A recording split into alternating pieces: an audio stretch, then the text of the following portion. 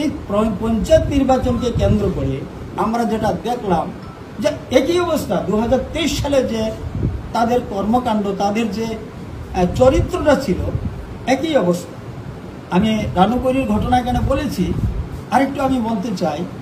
সেদিন আমরা দেখলাম যে এখানে একটা বিল্ডিংয়ের উপর থেকে, যেটা অস্থায়ীভাবে কংগ্রেস এবং সিপিএমের যৌথ পার্টি অফিস সেটা বানানো হয়েছিল, সেই বিল্ডিংয়ের উপর থেকে অজস্র পরিমাণ ঢিল মানে পাথর ছোড়া হচ্ছে। অনেক পথযাত্রী সেখানে আক্রান্ত হয়েছেন, অনেক গাড়ি ঘোড়ার উপর সেই ঢিল ছোড়া হয়েছে।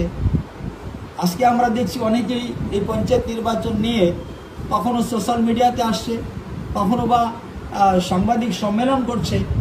সেই দিন তরুণবাবু কংগ্রেসের একজন কর্মী, মানে তার ভিডিও ফুটেজ আমাদের কাছে রয়েছে, এইভাবে ঢিল ছুটছে, পাথর মারছে সেই বিল্ডিংয়ের উপর থেকে। আজকে এটা HDFC ব্যাংক আছে আজকেরই কুমারঘাটে, সেই ব্যাংকের উপর থেকে সেদিনকার পার্টি অফিস তাদের, সেখান থেকে এইভাবে এমনতর কংগ্রেস কর্মীরা, সিপিএম কর্মীরা বৃষ্টির মতো পাথর ছুটছে, পথচারীর উপর পড়ছে। পাশেই কিছু ফল দোকান রয়েছে, সর্বশান্ত হয়ে গিয়েছে, একদম ধ্বংস করে দেওয়া হয়েছে এই ফল দোকানগুলোকে তারা লাঠি দিয়ে এবং ইট পাটকেল ছুঁড়ে। তারপর দেখলাম আমরা যে এইভাবে শত শত লাঠি নিয়ে তারা এই পার্টি অফিস থেকে বেরিয়ে আসলো এবং এলোপাতারি ভাঙচুর শুরু করে দিল কুমারঘাট শহরের বুকে। তাই আমি যেটা বলেছি, তো নির্বাচন মানে তাদের কাছে একটা আতঙ্ক তৈরি করে দেওয়া, নির্বাচনটাকে প্রহসনে পরিণত করা, এটাই ছিল কংগ্রেস এবং সিপিএমের একমাত্র উদ্দেশ্য। এই পঞ্চায়েত নির্বাচনে তারা বিভিন্নভাবে উত্তেজিত করার জন্য তারা চেষ্টা চালিয়ে যাচ্ছে, বিভিন্নভাবে তারা মিথ্যা অপপ্রচার চালিয়ে বিভিন্ন সময় বিভিন্ন শ্রেণীগোষ্ঠীর মানুষকে উত্তপ্ত করার চেষ্টা করছে। সামাজিকভাবে তারা সমাজের মধ্যে তারা বিভেদ সৃষ্টি করার চেষ্টা করছে।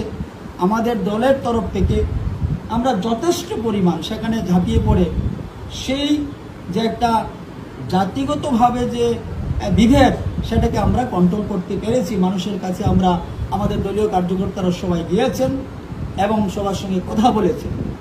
এইভাবে মানে বিভ্রান্তিমূলক ঘটনা বা কিছু কথাবার্তা প্রতিনিয়ত তারা এইভাবে চালিয়ে যাচ্ছে। তবুও ভারতীয় জনতা পার্টির কার্যকর্তারা সংযত এবং শান্তিপূর্ণভাবে এই নির্বাচনটাকে পরিচালনা করার চেষ্টা আমরা করেছি।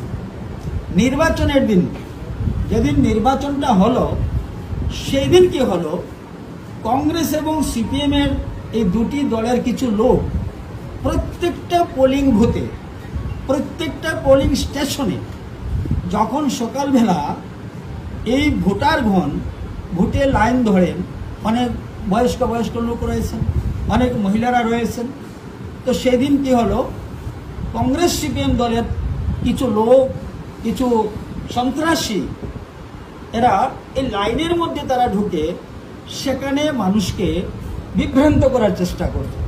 প্রত্যেকটা পোলিং বুথে আমাদের এখানে 19টা স্কুল রয়েছে এবং 35টা বক্স রয়েছে, মানে স্টেশন রয়েছে। তো প্রত্যেকটার মধ্যে এইভাবে তারা 4-5 জন করে স্থানীয় এবং অস্থানীয় বাইরের কিছু লোক এইভাবে লাইনে তারা ভোটারদেরকে প্রভাবিত করার চেষ্টা করছে, বিভ্রান্ত করছে। কোথাও কোথাও ভোটারগণ উত্তেজিত হয়ে তাদেরকে বাধা দিচ্ছে যে তোমরা কেন এইভাবে আমাদেরকে ডিস্টার্ব করছো, আমাদের ভোট আমরা দেব, আমাদের পছন্দ মতো, আমাদের চিন্তাধারা মতো আমরা ভোট আমাদের প্রয়োগ করব, কেন তোমরা এইভাবে আমাদেরকে বিভ্রান্ত করছো। যে খবরটা আমার কাছে আসে, আমার কাছে ওখান থেকে আসে যে ভোটারগণ শেষ পর্যন্ত ধৈর্যহারা হয়ে তাদের উপর তাদেরকে মানে এইভাবে বলার চেষ্টা করে। যাই হোক, আমরা দেখলাম যে আমার কাছে একটা খবর আসলো, আমি দেখলাম যে উজানদুতপুর গ্রাম পঞ্চায়েতের 82 মাইল ইংলিশ মিডিয়াম যেটা স্কুল রয়েছে, সেই স্কুলের 220 এবং 221 নাম্বার যে পোলিং বুথ রয়েছে, সেই বুথের একই অবস্থা। মানে সকাল থেকে বিভ্রান্তকর পরিস্থিতি 2-3 বার এখানে যারা কর্মরত যারা পুলিশের লোক ছিল এবং প্রিসাইডিং ছিল তারা বারবার তাদের কাছে অনুরোধ করে বলেছে, তাদেরকে বাধা দান করেছে যে তোমরা এইভাবে এই পোলিং বুথের ভেতরে প্রবেশ করবে না বা ভোটারদেরকে বিভ্রান্ত করবে না। কোনো অবস্থাতেই তারা শুনতে নারাজ, কোনো অবস্থাতেই তারা শুনছে না। শেষ পর্যন্ত টিএসআর ভাইয়েরা এবং আমার কর্মরত যারা পুলিশের যারা ছিলেন, প্রিসাইডিং যারা ছিলেন, ওনারা 10জন মতো তাদেরকে মাঠের বাইরে বের করতে বাধ্য হয়।